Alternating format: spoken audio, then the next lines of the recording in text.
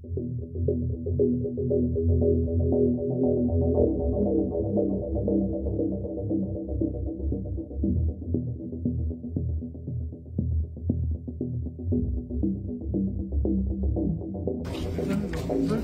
बसा इकडे बाकी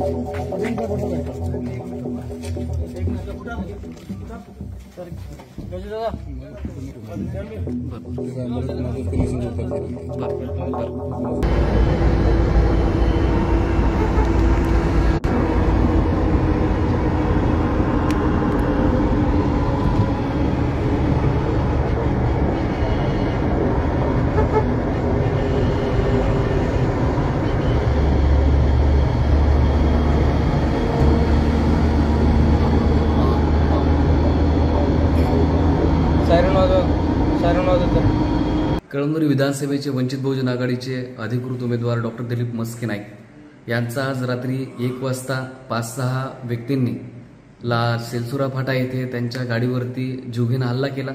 या हल्ल्यामध्ये त्यांना देखील मारहाण करण्यात आली।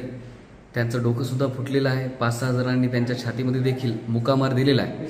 हिंगोली येथे बोथीकर हॉस्पिटल यांच्या इथे दाखल केले असता तात्काळ त्यांना MRI CT स्कॅनसाठी नांदेड ग्लोबल हॉस्पिटल येथे शिफ्ट केला गेला आहे।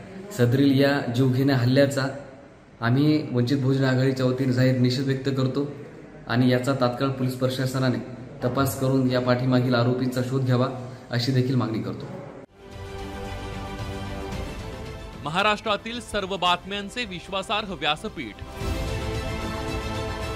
सकाळच्या सर्व सोशल मीडिया प्लॅटफॉर्मला लाईक, फॉलो आणि सबस्क्राईब करा।